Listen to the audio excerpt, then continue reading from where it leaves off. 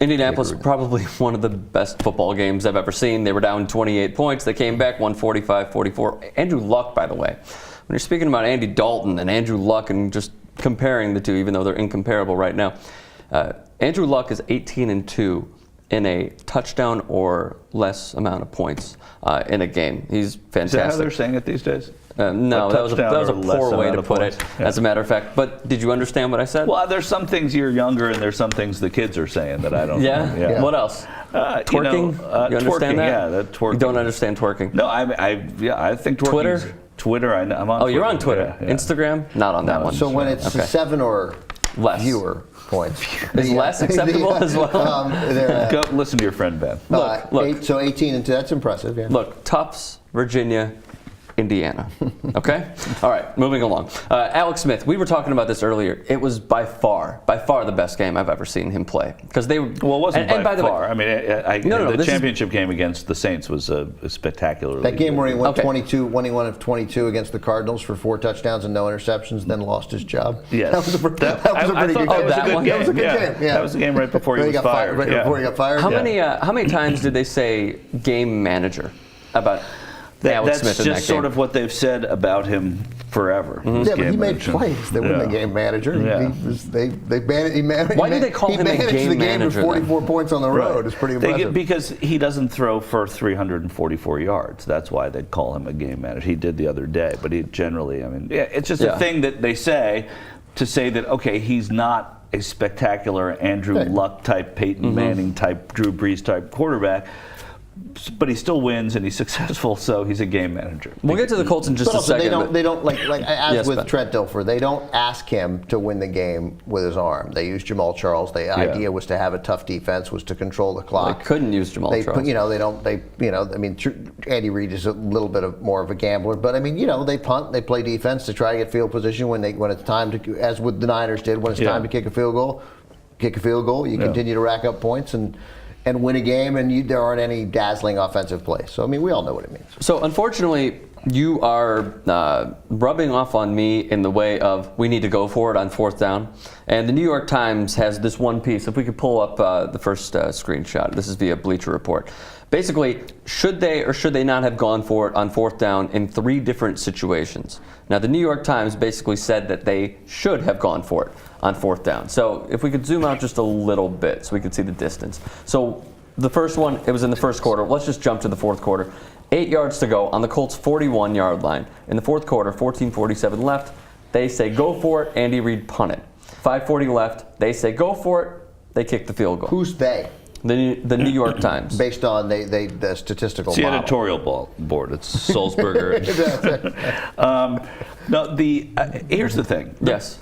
Say what you want. The Chiefs' defense lost this game, and they were also really hurt. Well, okay, they were, but that's what they let up 45 points when their offense scored 44 points.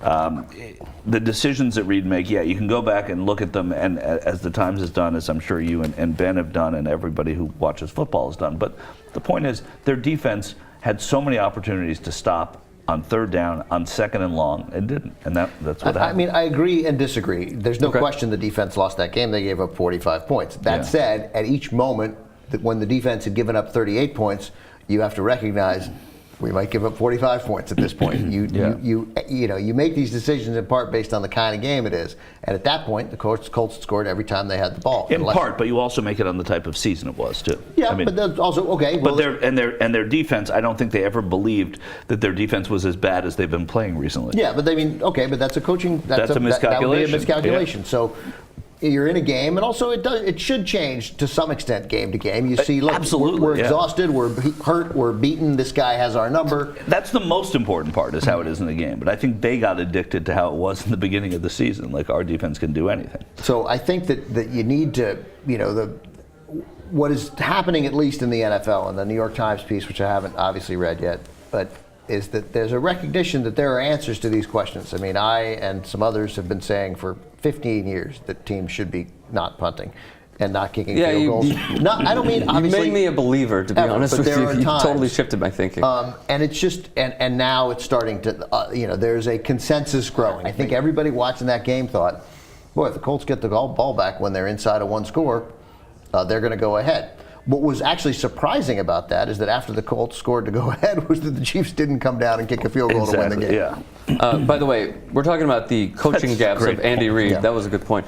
They only called 8 runs in the second half as well, so they didn't really try to work the But clock at all. they had Jamal Charles out and Niall Davis out. Niall at that Davis point. went out later on in the fourth quarter. It doesn't matter.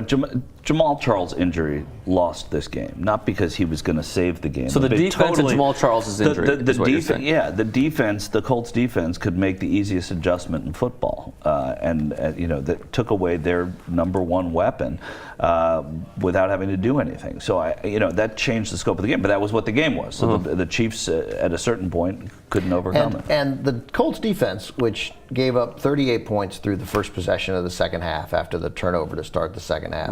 Colts defense, which had played exceptionally well the last 3 weeks of the season with overwhelming Houston and Jacksonville and beating the Chiefs with Jamal Charles handily in Kansas City, and then looked terrible in this game. Alex Smith looked First half and the first drive of the second half, although it was a short drive. Then they stopped them. Then they really played, except they played really well, and they held them to field goals and long, and then made that great. There was time for the Chiefs to get into field goal range inside where Ryan Suckup could have probably missed a 53-yard field goal. Sent the Steelers to the win this game. By the way, there was also one other clock. But real quick, and how close did Dwayne Bowe was definitely out of bounds, but gets that toe in, they kick a field goal, they win And the they game. win the game, yeah. Sure. That one. Once again, we're only talking about one team. So shifting to the Colts, out of anything, Andrew Luck had a horrible first half, as we can all agree. But then he rallied back with 4 touchdowns, which was solid, incredibly solid. How good has he made T.Y. Hilton and all those other receivers and Kobe Fleener? I mean, Hilton was... How weird is it that there are 2 Stanford tight ends on the Colts? I know, it isn't weird because Andrew Luck is there. Andrew Luck, yeah. That's weird. It's weird, yeah. But the argument can be made, guys, that he is making them so much better. Like, look, Hilton was wide open on that 60-some-yard touchdown Hilton pass. turns out is a good receiver. He's a good too, receiver who barely made the team this year. Yeah. Is that right? Yes. Yeah. Came from Florida International, I believe, and he barely made the team. He was trying to beat out Darius Hayward-Bay at the beginning of the year. That guy's a great player, Darius Hayward-Bay. A good football player. Actually, he had some great blocks yesterday. Did he? Yeah, no. He had some Played. good blocks. Literally the other day. Yeah, he did. He actually 2 huge blocks. Good. Oh, so you're not being sarcastic? I'm not being sarcastic at all. Okay. Ben was. No, I mean, case you didn't know. picking him before Michael Crabtree was astonishing now when you look at it. Yeah. Well, Al Davis loves those speedsters. Yep. Yeah, speed matters. Yeah. It's just speed you matters. can't This is the catch. second largest comeback, by the way, 32 points against Buffalo against the Oilers in 1992.